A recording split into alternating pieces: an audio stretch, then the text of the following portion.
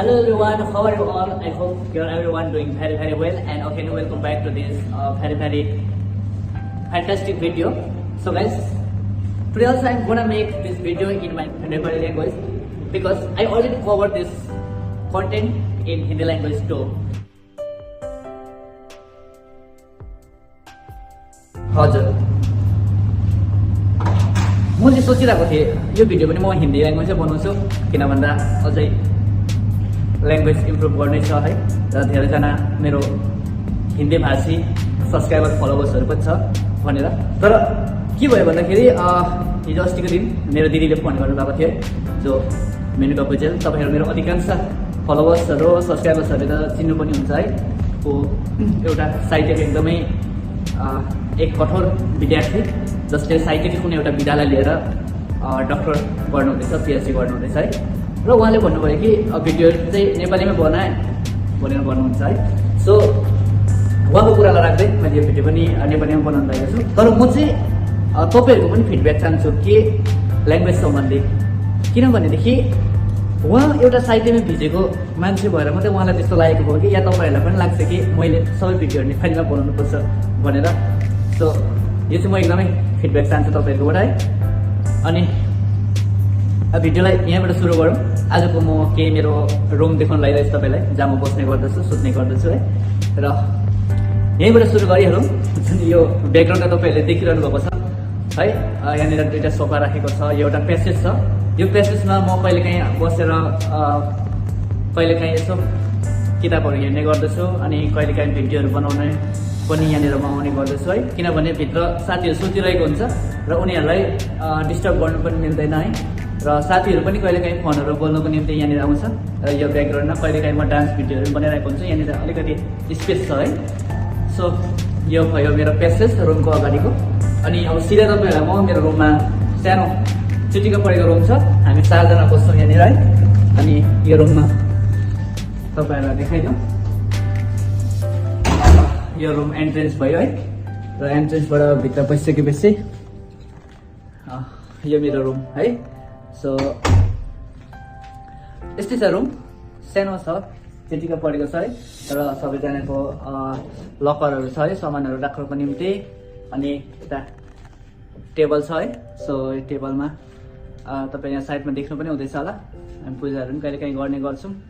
अनि यसो कहिलेकाहीँ बोरिङ भएको बेलामा यसो टाइमपास पनि छ यता है।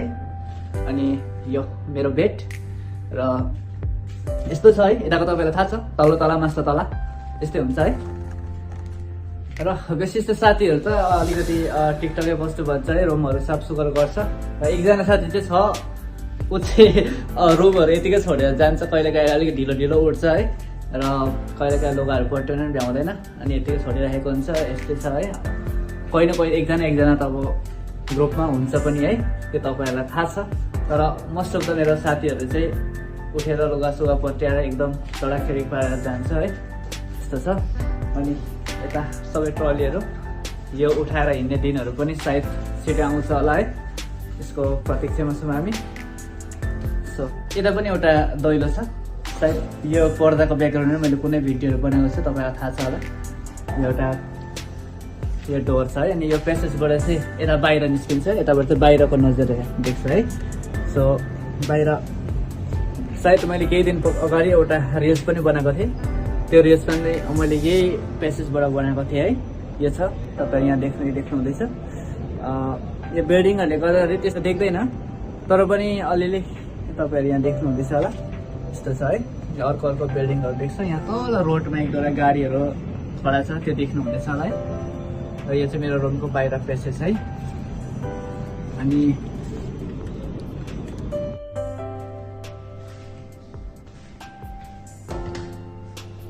आउँ है।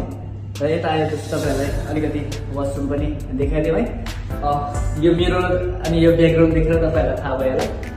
यहाँनिर कहिलेकाहीँ म यसो मिररमा फोकस गरेर रिल्सहरू बनाउने गर्छु है। र यहाँनिर दुईवटा बेसमेन्ट छ, यता एउटा छ अनि एउटा यता छ, दुईवटा सिङ्क छ हाम्रो है। र यो वासरुम पनि दुईवटा छ, तपाईँलाई बाहिरैबाट अलिकति देखाइदिउँ है। दुईवटा वासरुम छ अनि वासरुमको लागि त्यति धेरै वेट गर्नु पर्दैन है। तर फर्स्ट अलार्म चाहिँ इग्नोर गर्नु हुँदैन। जब हामीले first ring of the alarm miss गऱ्यो भने चाहिँ फेरि पर्खिनुपर्छ। सो ड्युटी लेट हुनु पनि सक्छ है, बस मिस हुन सक्छ। अनि यस्तै छ। र यता चाहिँ हाम्रो किचन। किचनमा यता भाँडाकुँडा धुने ठाउँ, यो सिङ्क छ एउटा है। अनि यता चाहिँ खानाहरू बनाउने जग्गा, टेबलहरू छ। अस्ति मैले एउटा रिल्स यहाँनिर पनि बनाएको थिएँ, तपाईँहरू देख्नुभयो होला। यता ग्यासहरू छ है। र हामी खानाहरू यता बनाएर खाने गर्छौँ। अनि वान टाइम चाहिँ हामीले खाना बनाएर खानुपर्ने हुन्छ। गाइस यति थियो तपाईँहरूलाई आजको भिडियोमा जुन देखाउनु पर्ने कुराहरू मलाई देखाउनु मन परिरहेको थियो है। र के छ कस्तो छ होला तपाईँको मनमा पनि एउटा जिज्ञासा थियो होला सायद है। र मैले छोटो भिडियोमा कभर गरेको छु, या कि तपाईँको टाइम पनि वेस्ट नहोस् भनेर है। र आज त थाकेर ड्युटीबाट आएर बनाएको यो भिडियो है। तर म कुनै दिन अलिकति रिफ्रेस भयो भने बाहिर पनि निस्किनेछु र बाहिरको भिडियोहरू तपाईँहरूप्रति म सेयर गर्नेछु है। र भिडियो के कस्तो लाग्छ प्रतिक्रिया एकदमै मनदेखि दिनु होला। अनि हजुरले मेरो च्यानललाई फलो है सब्सक्राइब गर्नुभएको छैन भने गरिदिनु होला। अनि आफ्नो फ्रेन्ड सर्कलमा पनि सेयर गरिदिनुहोस् होला। Thank you very much everyone.